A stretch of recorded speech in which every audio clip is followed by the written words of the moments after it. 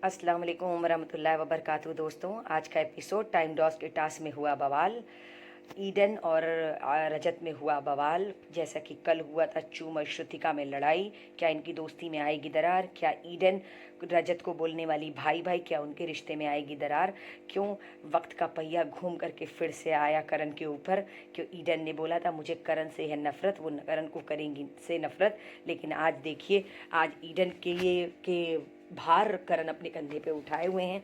कौन बनेगा times of God नहीं पता। क्या श्रुतिका और चूम का रिश्ता खत्म हो जाएगा नहीं पता।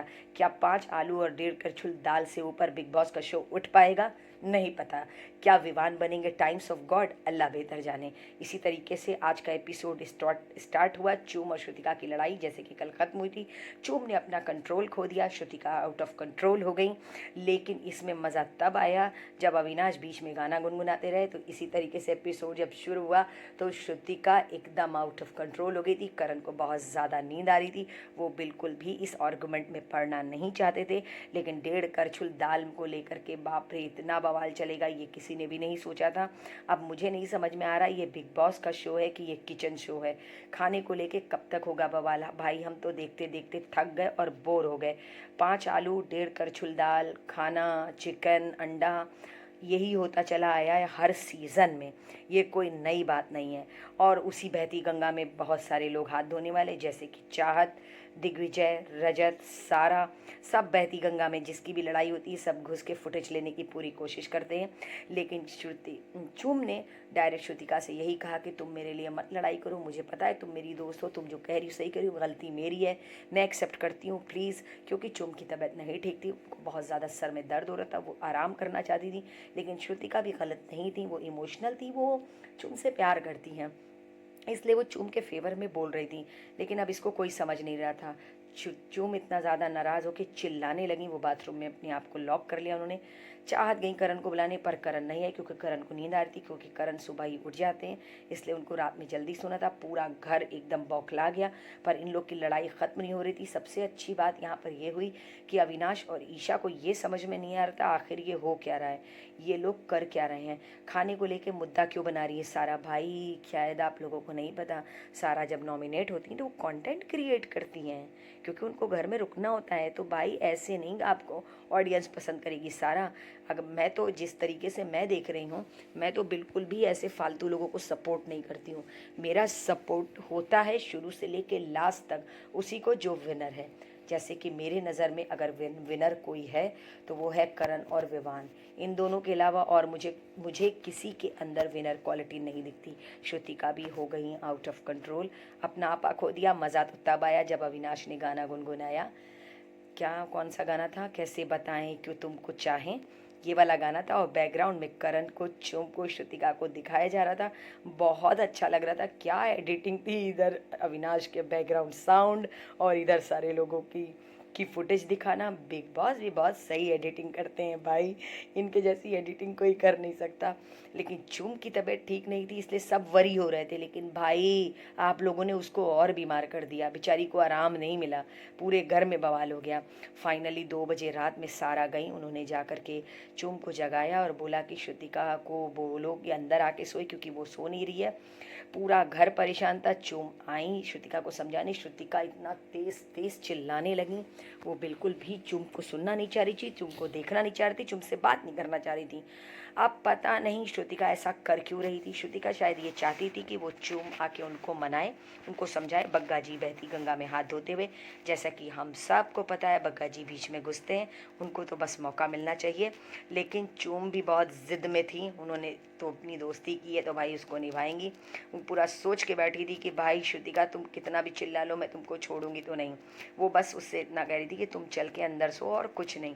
फिलहाल ये 1.5 करछुल दाल को लेके बवाल नहीं था, ये बवाल था मोहब्बत का, प्यार का, दोस्ती का, जो हमें दिख रहा था। दाल का तो कोई इशू था ही नहीं। सारा भी कंटेंट क्रिएट कर रही थी क्योंकि सारा नॉमिनेट थी, सारा को चाहिए थी फुटेज, सारा ये चाहती कि वो दिखे, तो वो दिखने के लिए कर दी। ये हमको एकदम क्लियर समझ में आ रहा था, जिसके अंदर अविनाश ईशा ने भी कहा कि इतनी रात में सारा को चिल्लाने की ज़रूरत नहीं थी, करण को उठाने की ज़रूरत नहीं थी। तो भाई एकदम एकदम गुस्सा आ रहा था, मतलब बिल्कुल भी समझ में नहीं आ रहा ये एपिसोड में हो क्या रहा है। आधी रात तक बवाल इस तरीके से। लेकिन चुम इसलिए नाराज़ थी क्योंकि उसके सर में बहुत दर्द हो रहा था। सब उसके लिए परेशान हो रहे थे, लेकिन सच बताऊं सबने उसको ऐसा करके उसको और परेशान कर दिया। लेकिन पता है आज श्रुतिका का वो रूप दिखा जो सोचा नहीं था। लेकिन चुम को रिलैक्सेशन कह दें या सुकून कह दें, वो करण के पास ही मिलता है। वो फिर भी करण के पास गई, उन्होंने बात किया। फाइनली करण ने बोला तुम आराम करो। लेकिन करण इस मूड में थे कि भाई अभी हमको सोना है। मॉर्निंग होते ही करण पहुंचे सारा के पास। उन्होंने सारा से कहा अब ये बताओ कि रात में आप क्या बोल रही थी। लेकिन सारा कहते हैं ना जैसे अविनाश है सीधी बात नहीं करते, उसी तरीके से सारा भी है, बिल्कुल भी सीधी बात। करण ने पूछा कि ये बताइए कि रात को आखिर क्या हुआ था, आप क्या मुझसे जानना चाहती थी। करण ने बहुत कायदे से ये कहा कि आपसे मैंने मांगा था दाल 2 करछुल। तो कहें नहीं 3 करछुल। कहें चलो भाई 3 करछुल ठीक है। 3 करछुल अगर मैंने दाल ले ली तो किसको कम पड़ गया, और आपसे किसने कहा था खाना बनाने को, आपने दिया तो गलती किसकी, आपकी कि मेरी। इसी तरीके से खैर करण बहुत सही बात करते, लेकिन सारा ने बॉटल खोल के उनके मुंह पे पानी फेंका, जिसकी वजह से ईशा और करण भी बहुत नाराज हुए। फिलहाल ये घर रिश्तों का तो है, लेकिन यहाँ पर गलत और सही के लिए हर कोई आवाज़ उठाता है। लेकिन पता है इतनी बड़ी बात अगर हो जाती रजत और अविनाश के साथ तो भाई घर में क्या बवाल होता। लेकिन पता है इतनी शांति से करण बैठे थे, बहुत तरस आ रहा था। और उन्होंने ये भी कहा खाना बनाने को मुझे तुम्हारे बाप ने कहा था। लेकिन करण ने बहुत शांति से जवाब दिया और ये कहा मेरे बाप तो हैं नहीं, उनको गए हुए काफ़ी टाइम हो गया, आप कैसे पूछोगे मेरे बाप से। लेकिन इतने पोलाइटनेस से करण सैल्यूट है आपको, करण सच में सैल्यूट है।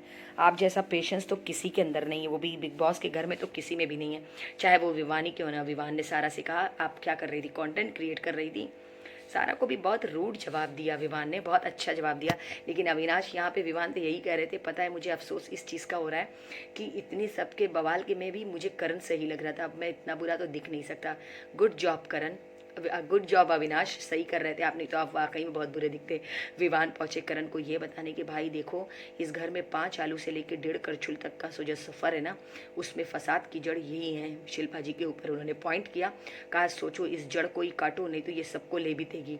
लेकिन करण विवान जो यहाँ पर जिस तरीके से शिल्पा जी को बोले, इतनी हंसी आ रही थी। ये सीन पता है मैंने 3 से 4 बार देखा, मुझे इतना मज़ा आ रहा था विवान की इस एक्टिंग में, इतनी अच्छा लग रहा था। आप इनडायरेक्ट में डायरेक्ट में समझ जाए शिल्पा जी।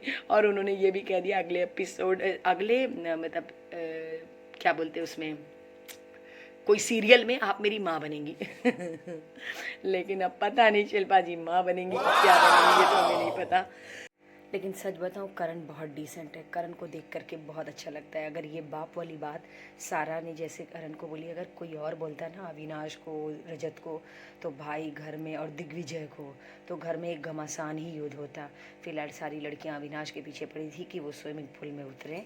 फिलहाल विवान ने यही बोला अविनाश से भाई घर में राशन की कमी है, लड़कियां तुमको स्नैक्स समझ के इस्तेमाल करेंगे तो भाई अविनाश तुम बच के रहना।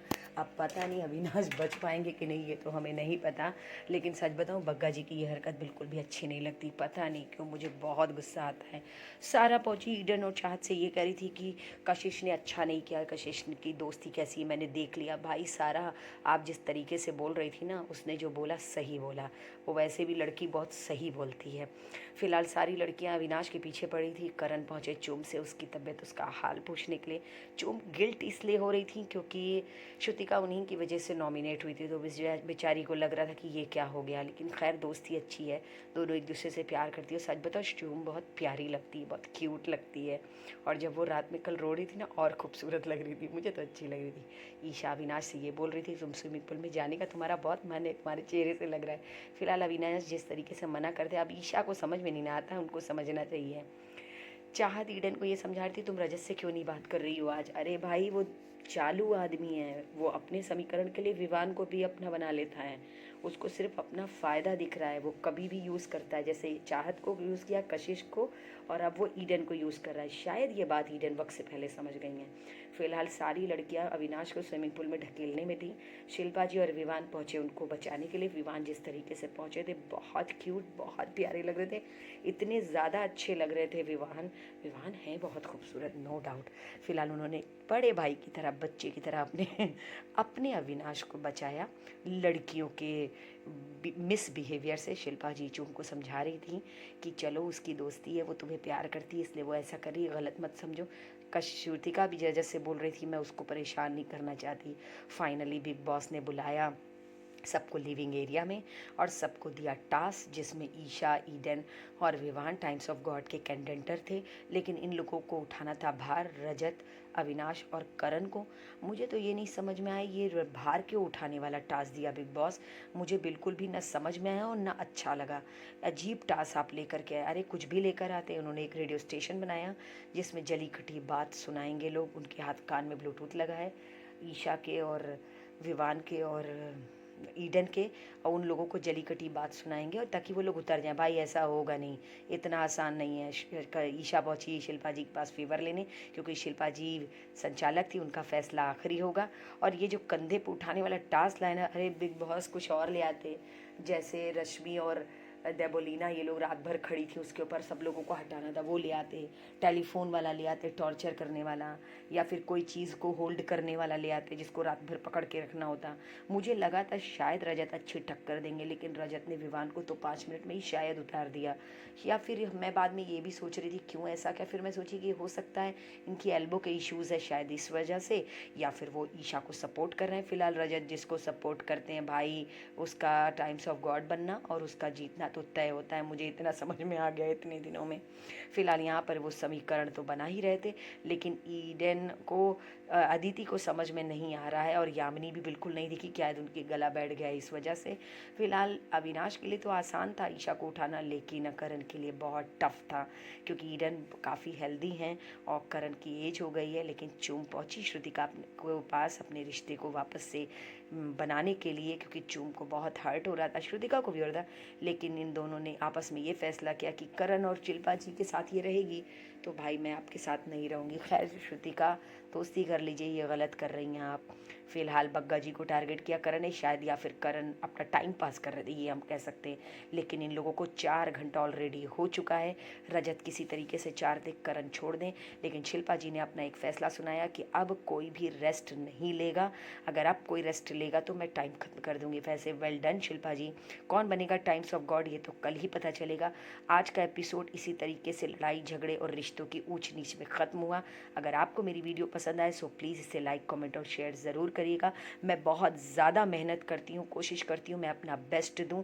आई होप आपको मेरी वीडियो पसंद आए। सो अगर मेरी वीडियो में कोई भी प्रॉब्लम हो, कोई भी चीज़ हो, तो मुझे कमेंट करके ज़रूर बताइएगा।